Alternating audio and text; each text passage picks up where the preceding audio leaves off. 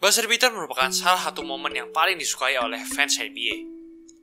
Namun di sisi lain, buzzer beater juga bisa menjadi salah satu momen yang paling dibenci oleh fans NBA juga. Terlebih bila tim favorit Anda lah yang terkena buzzer beater. Ada tembakan masuk di detik-detik akhir yang mengubah sejarah NBA seperti tembakan Michael Jordan yang ini, atau tembakan Ray Allen yang satu ini.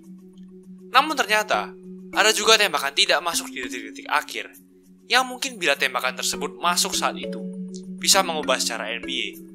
Dan NBA yang kita kenal sekarang, mungkin akan berbeda. Akan kami bahas dalam episode kali ini, berjudul 5 tembakan tidak masuk, yang mungkin bisa mengubah NBA. Sebelum lanjut, jangan lupa like dan subscribe ya.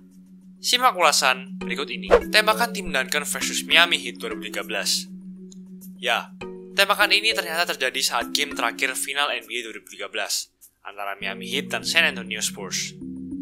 Saat itu, Heat dipimpin oleh Big Three mereka yaitu LeBron James, Dwayne Wade, Chris Bosh, dan ditambah pemain-pemain pendukung lain seperti Mario Chalmers, Chris Henderson, Ray Allen, dan lain-lain. Sedangkan di kubu San Antonio Spurs, dipimpin oleh Tim Duncan, Tony Parker, Manu Ginobili, Kawhi Leonard yang saat itu belum sehebat sekarang, dan lain-lain. Tembakan ini terjadi pada saat game 7, di mana skor tim sama yaitu 3-3. Yang menang di pertandingan ini tentunya akan menjadi juara. Saat waktu menyisakan 52 detik dan skor dipimpin oleh Miami Heat 98-8. Tim Duncan, seorang pemain bintang, pemain yang sudah berlangganan All-Star dan All-NBA Team, mendapatkan post setelah diumpan oleh Manu Ginobili. Ia sudah berada di posisi yang sangat baik, dan ia juga dijaga oleh Shane Battier, power forward Miami Heat yang tingginya hanya 203 cm, bandingkan dengan tim Duncan yang tingginya 211 cm. Tugasnya hanyalah mengalahkan satu pemain yang jauh lebih pendek darinya. Ia pun melakukan step dan menembak skyhook. Namun ternyata, tembakan tersebut tidak berhasil dimasukkan. Tim Duncan pun sempat melakukan tip setelah tembakan skyhooknya tidak masuk, namun masih saja gagal. Dan selanjutnya, possession berubah ke Miami Heat dan LeBron berhasil memenamkan tembakan. Bayangkan saja, bila tembakan ini masuk, skor akan menjadi sama dan momentum tak akan pindah ke Miami Heat. Bisa saja, Miami Heat tak berhasil back-to-back champion dan Spurs pun mendapatkan cincin juara lebih awal. Tembakan LeBron James versus Golden State Warriors 2015. Kita tahu bahwa di tahun 2015 merupakan era The Dynasty Golden State Warriors dimulai. Tahun 2015 merupakan pertama kalinya dimulai rivalitas antara Cleveland Cavaliers melawan Golden State Warriors yang berlanjut selama 4 musim ke depan. Hingga kita sendiri bosan melihat kedua tim ini selalu bertemu. Namun ternyata, di tahun 2015, mungkin bisa dibilang tidak adil bagi Cleveland Cavaliers. Kevin Love mendapat cedera patah tangan saat melawan Boston Celtics, sehingga menyisakan 2 bintang saja di tim yang harus berjuang melawan Warriors, yaitu LeBron dan Kyrie. Kyrie pun mendapat cedera saat final di game pertama di babak overtime. Di game pertama final NBA 2015, kita tahu bahwa pertandingan ini dimenangkan oleh Warriors melalui babak overtime. Namun ternyata, sebelum memasuki overtime, saat waktu menyisakan sekitar 5 detik terakhir dan skor 98 sama, LeBron melakukan step back tembakan 3 angka dan dijaga oleh Andre Iguodala. LeBron tentunya sudah sangat handal dalam hal ini. Ia pun pernah memenangkannya saat beberapa musim sebelumnya juga melawan Golden State Warriors. Namun, tembakan LeBron meleset. Iman Shumpert sebenarnya mendapatkan rebound, namun lagi-lagi tembakan tersebut meleset dan harus melaju ke overtime.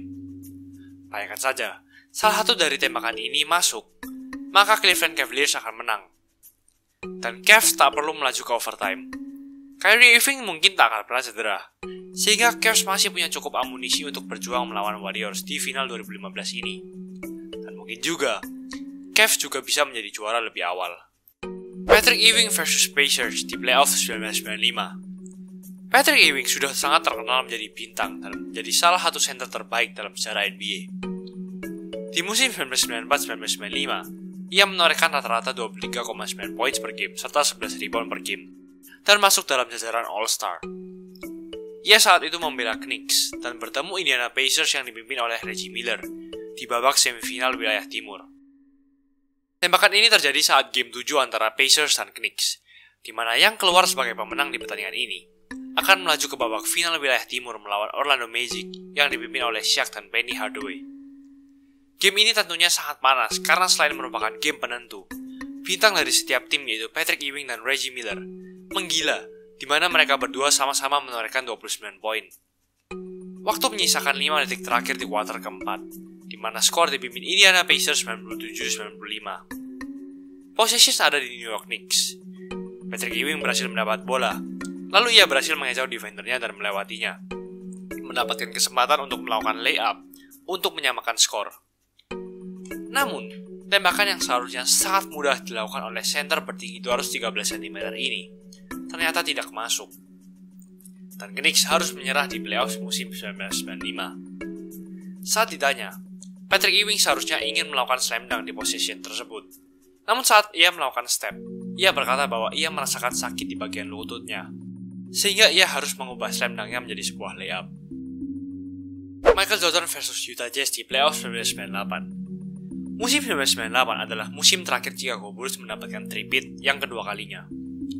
Chicago Bulls menjadi juara setelah menang dari Utah Jazz dengan skor 4-2. Mungkin banyak dari kalian yang sudah mengetahui bahwa di akhir game ke-6 seri ini, Michael Jordan memenamkan tembakan bersejarah dengan melakukan crossover ke defendernya dan memenamkan tembakan mid-range dan memberi keunggulan bagi Bulls dengan skor 87-86. Namun ternyata, di pertandingan game ke-5, seharusnya Jordan bisa memenamkan tembakan yang mungkin lebih gila lagi dari tembakan ini.